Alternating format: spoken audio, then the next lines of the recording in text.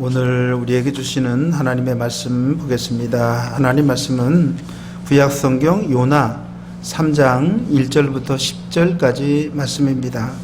제가 가져온 성경으로는 구약성경 1288쪽에 있습니다. 구약성경 요나 1288쪽 1절부터 10절까지 말씀입니다. 제가 봉독해 드리겠습니다. 여호와의 말씀이 두 번째로 요나에게 임하니라. 이르시되 일어나 저 큰 성읍 니느웨로 가서 내가 내게 명한 바를 그들에게 선포하라 하신지라. 요나가 여호와의 말씀대로 일어나서 니느웨로 가니라. 니느웨는 사흘 동안 걸을 만큼 하나님 앞에 큰 성읍이더라. 요나가 그 성읍에 들어가서 하루 동안 다니며 외쳐 이르되 40일이 지나면 니느웨가 무너지리라 하였더니 니느웨 사람들이 하나님을 믿고 금식을 선포하고 높고 낮은 자를 막론하고 굵은 배 옷을 입은지라. 그 일이 니느웨 왕에게 들림에 왕이 보좌에서 일어나 왕복을 벗고 굵은 배 옷을 입고 제 위에 앉으니라. 왕과 그의 대신들이 조서를 내려 니느웨에 선포하여 이르되 사람이나 짐승이나 소떼나 양떼나 아무것도 입에 대지 말지니 곧 먹지도 말 것이요 물도 마시지 말 것이며 사람이든지 짐승이든지 다 굵은 배옷을 입을 것이요 힘써 하나님께 부르짖을 것이며 각기 악한 길과 손으로 행한 강포에서 떠날 것이라. 하나님이 뜻을 돌이키시고 그 진노를 그치사 우리가 멸망하지 않게 하시리라. 그렇지 않을 줄을 누가 알겠느냐 한지라. 하나님이 그들이 행한 것 곧 그 악한 길에서 돌이켜 떠난 것을 보시고 하나님이 뜻을 돌이키사 그들에게 내리리라고 말씀하신 재앙을 내리지 아니하시니라. 아멘. 오랜만에 여러분 만났습니다. 반갑습니다. 우리 옛말에 어른들이 하시는 말씀 중에 배워서 남주냐라고 하는 그런 말이 있죠. 어른들이 자식들에게 공부하라고 하면서 야, 공부는 남 주는 게 아니고 너를 위한 것이야 라고 하는 그런 종종 하시던 말씀이죠. 그래서 배워서 남 주냐. 배우면 출세할 수 있습니다. 출세라는 것은 오늘날은 다양한 방법이 있지만 옛날에는 과거 봐서 공직에 나가는 것, 그래서 과거에 급제하고 벼슬을 얻는 것, 그게 출세였죠. 그러면 여러분, 출세는 왜 합니까? 공직에 나가는 것은 자기를 위해서입니까? 아닙니다. 그렇지 않습니다. 내가 공직에 나가는 것은 나를 통해서 누군가에게 도움이 되도록 하기 위한 것이지 다만 내가 먹고 살기 위해서 행하는 것은 아니라고 하는 말입니다.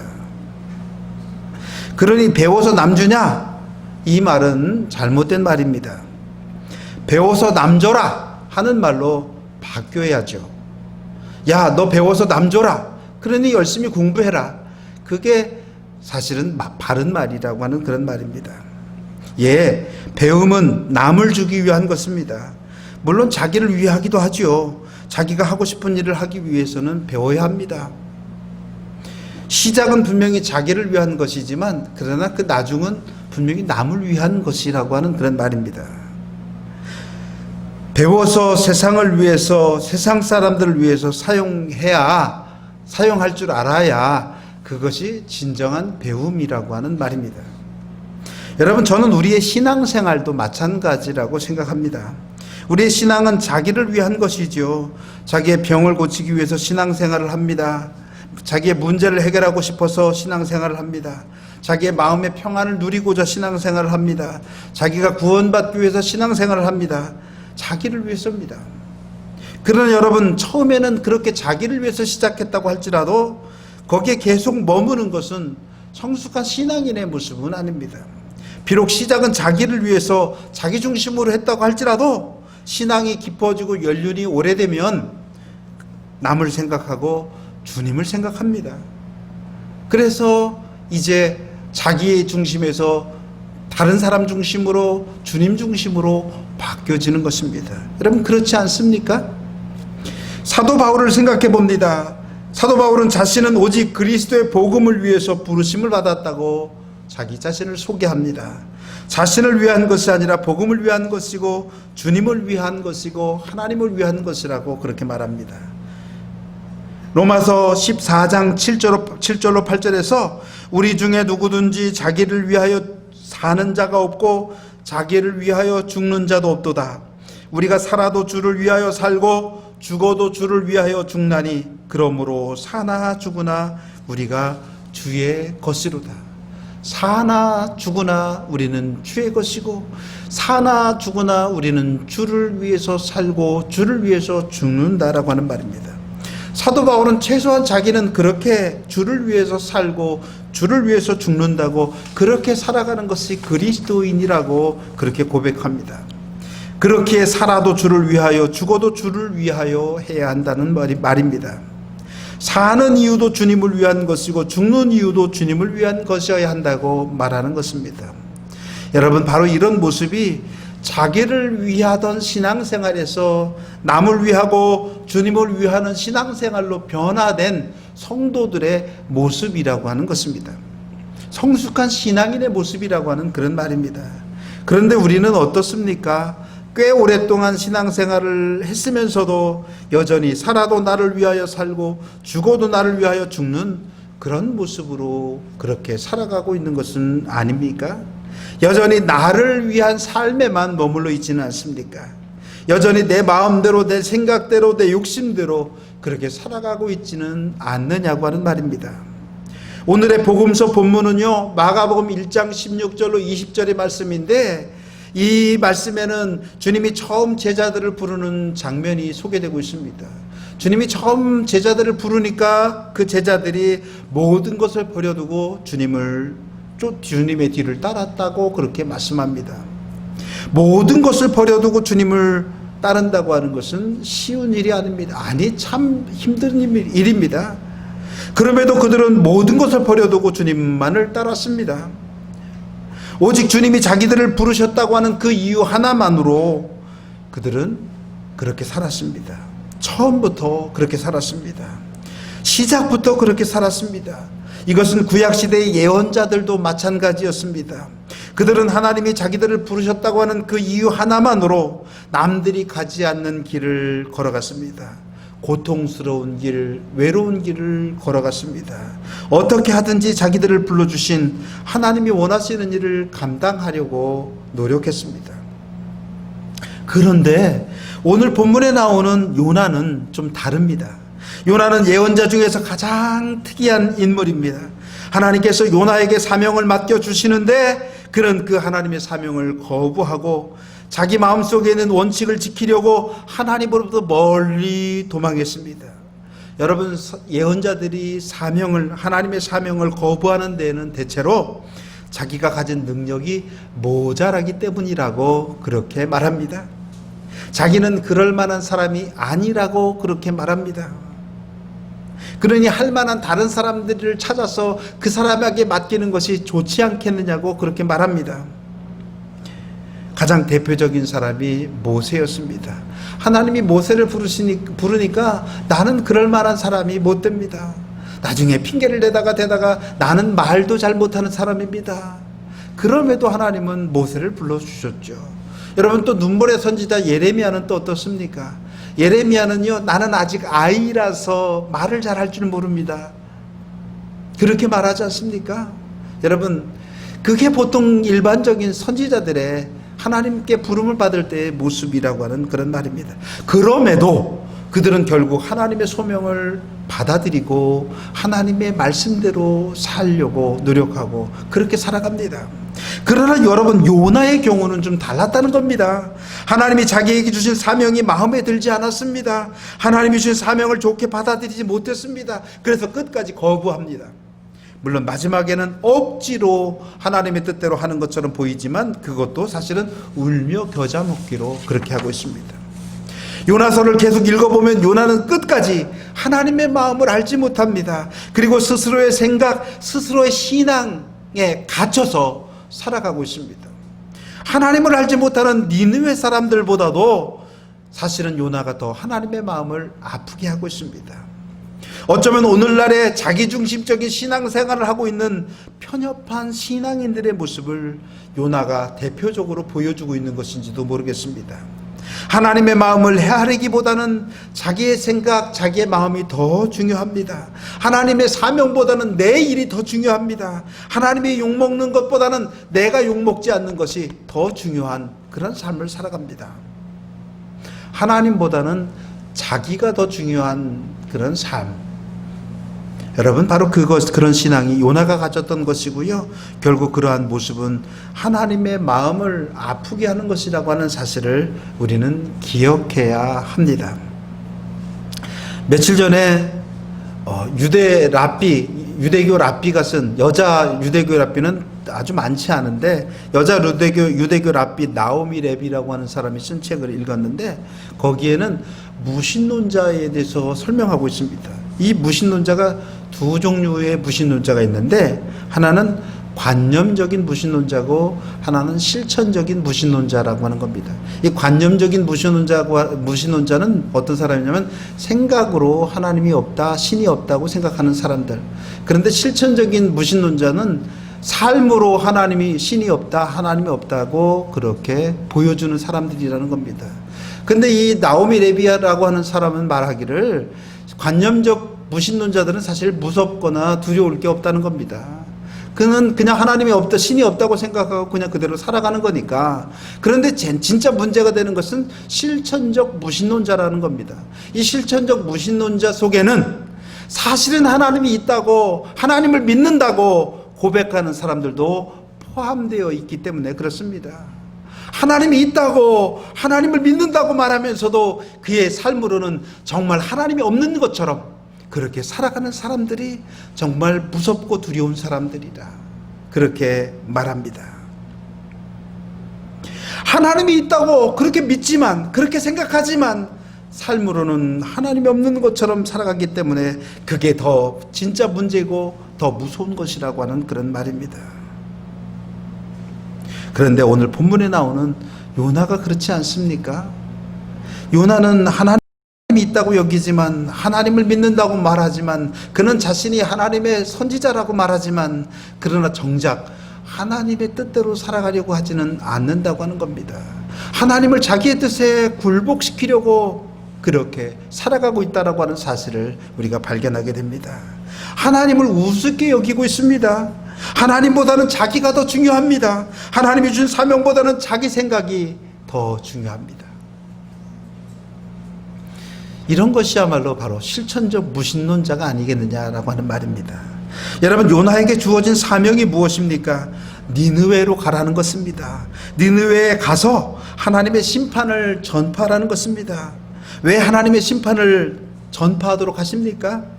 그 목적은 그들이 자기들의 잘못을 깨닫고 회개하도록 하기 위한 것입니다.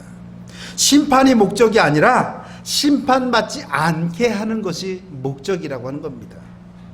여러분, 주님의 공생애를 살펴보면요, 주님도 공생애를 시작하면서 하나님의 나라가 가까웠다, 회개하라, 하나님의 나라가 가까웠다 라고 하는 건 심판이 가까웠다라고 하는 그런 말입니다.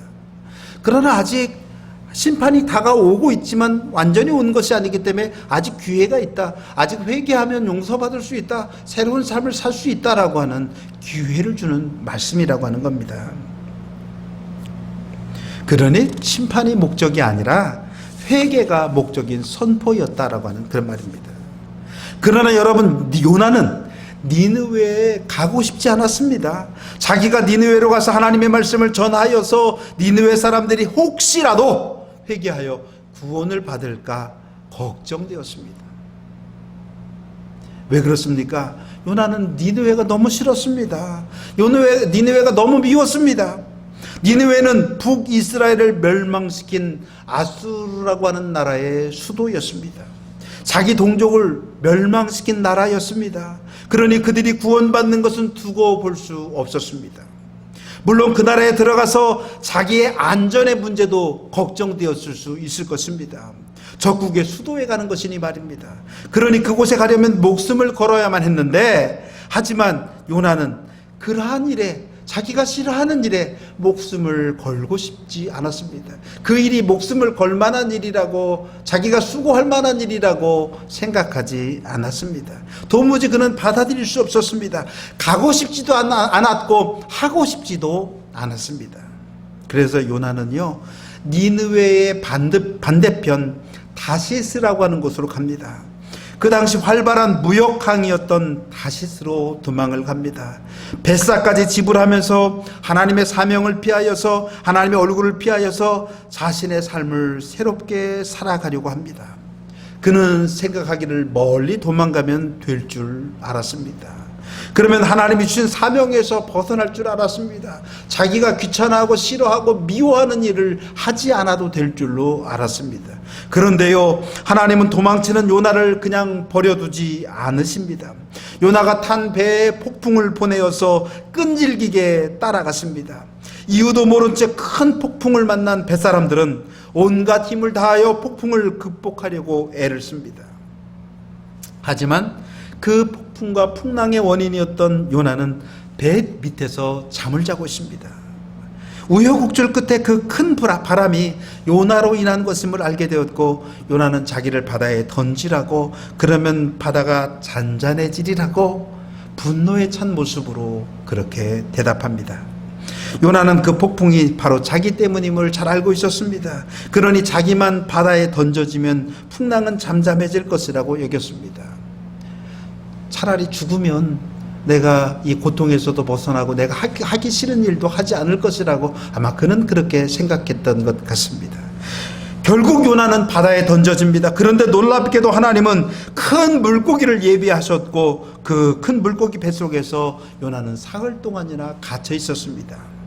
그제서야 요나는 비로소 하나님께 기도하기 시작합니다. 하나님께 회개하며 나를 구원해 주시면 하나님께 감사하며 살겠노라고, 나의 서원을 갚겠노라고 기도합니다. 그리고 하나님의 말씀으로 그 물고기는 요나를 육지에 토해 놓습니다. 그 후에 두 번째로 하나님의 말씀이 요나에게 임합니다. 바로 오늘 우리가 읽은 말씀이, 본문이 바로 그 내용입니다. 니느웨로 가서 내가 내게 명한 바를 그들에게 선포하라. 그리고 요나가 하나님의 말씀대로 니느웨로 가서 하나님의 말씀을 전하였다라고 하는 것입니다. 이제는 피할 수도 없어서 억지로라도 가서 하나님의 말씀대로 그렇게 행하게 됩니다. 여러분, 오늘 본문을 보면 니느웨는 걸어서 사흘을 다녀야 하는 큰 성읍이라고 했습니다. 요나는 이 성읍에서 40일이 지나면 니느웨가 무너질 것이라고 그렇게 선포합니다. 외칩니다. 단 하루 동안만. 그런데 사실은 걸어서 사흘길을 다녀야 전체 니느웨를 다 다닐 수 있는데 하루만 그렇게 했다는 것 아닙니까? 그러니 여러분, 하루 동안에 한 3분의 1이나 갔을까요? 특별히 다 걸어 다녀서 3일 거리는데 외치면서 다니면 그보다 더 3분의 1도 못 갔을지도 모르지 않습니까? 요나는요, 그들이 회개하는 것을 원치 않았습니다. 혹 하나님께 구원을 받을까봐 그는 매우 걱정을 했습니다. 요나는 그들이 회개하는 것을 원치 않았기 때문에, 그래서 대충 듬성듬성 말씀을 전하였을 것입니다. 상대방이 알아들을까봐 걱정스러워 최대한 알아듣지 못하도록 말씀을 전하였을 것입니다. 여러분, 제가 여러분들에게 1시간을 혹은 30분을 말씀을 무슨 말을 해야 되는데 알아듣지 못하게 하는 것이 목적이라고 한다면, 도대체 나도 내가 생각해도 무슨 말을 하는지 알지 못하도록 대충 듬성듬성 횡설수설 이야기하면 되지 않겠습니까? 그러면 도대체 뭐야? 뭘 말하려고 하는 거야? 요점이 뭐야? 그렇게 생각할 텐데, 바로 요나가 그런 심정으로, 그런 모습으로 하나님의 말씀을 전하였다라고 하는 겁니다. 그런데 여러분, 놀라운 일이 벌어집니다. 요나의 외침을 듣고 니느웨 사람들이 하나님을 믿고 금식을 선포하고 높고 낮은 자를 막론하고 붉은 베옷을 입고 제 위에 앉아 회개하기 시작했더라고 하는 것입니다. 하나님의 말씀을 전하는 사람은 저희지만 그러나 그 말씀을 깨닫게 하시고 그 말씀을 받아들이게 하시는 이는 하나님이시라고 하는 사실을 우리는 여기서 발견하게 됩니다.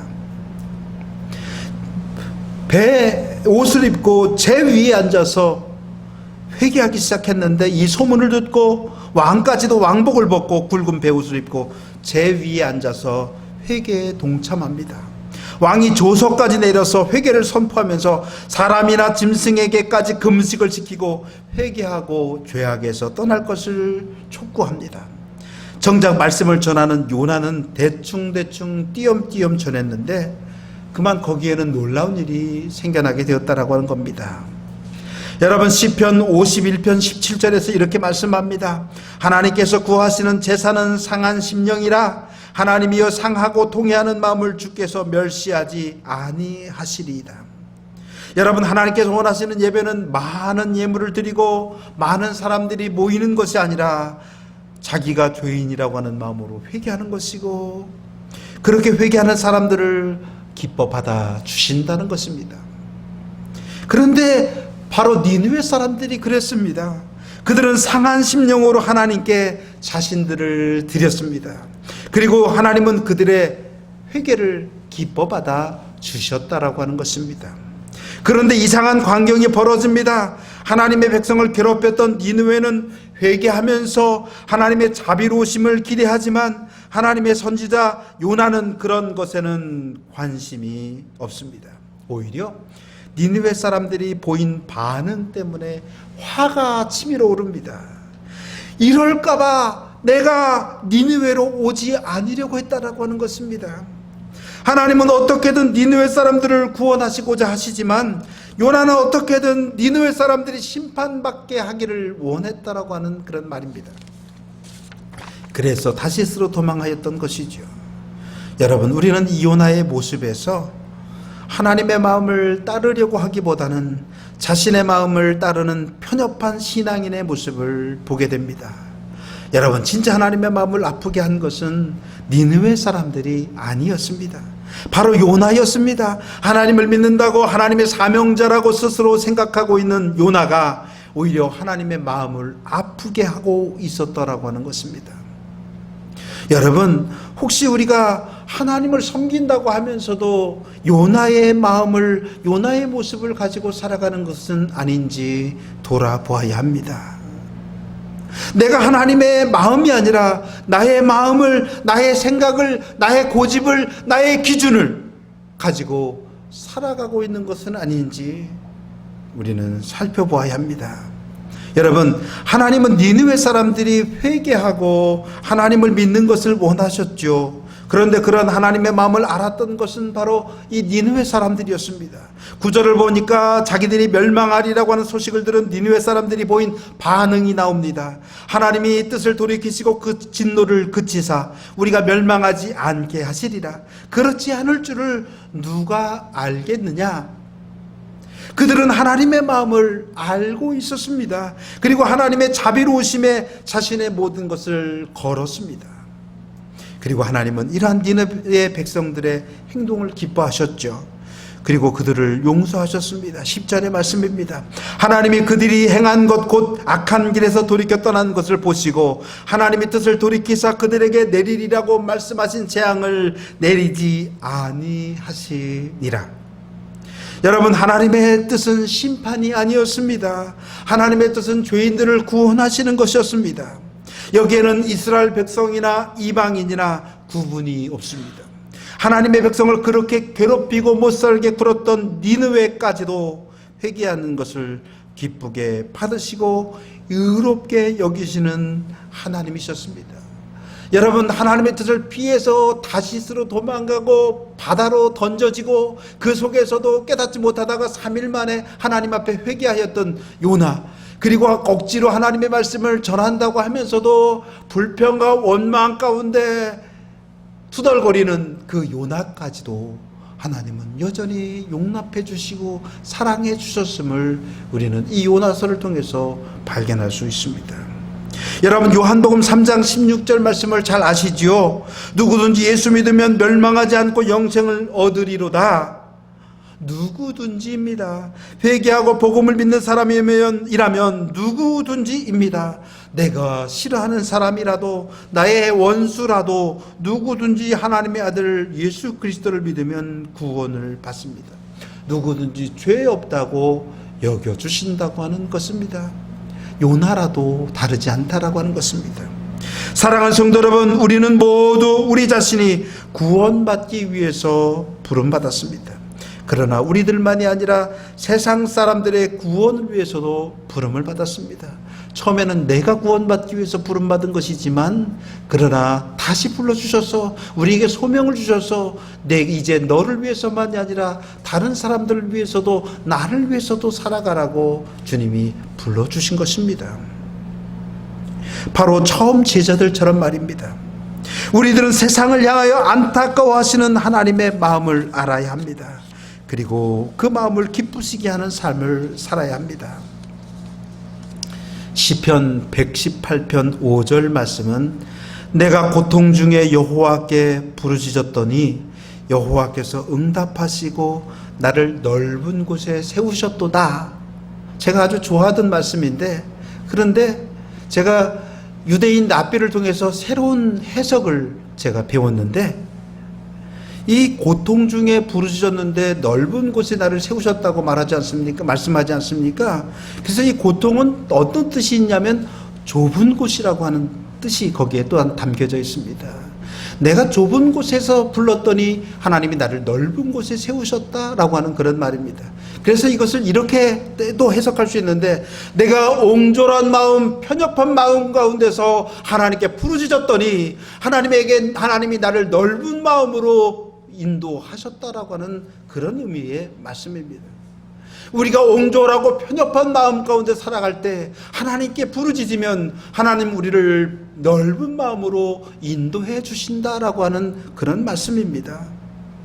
사랑하는 성도 여러분, 혹시 우리가 지금까지 편협한 신앙인인 요나처럼 살았더라도 이제부터는 하나님의 넓은 마음을 품고 살아가야 한다는 것입니다.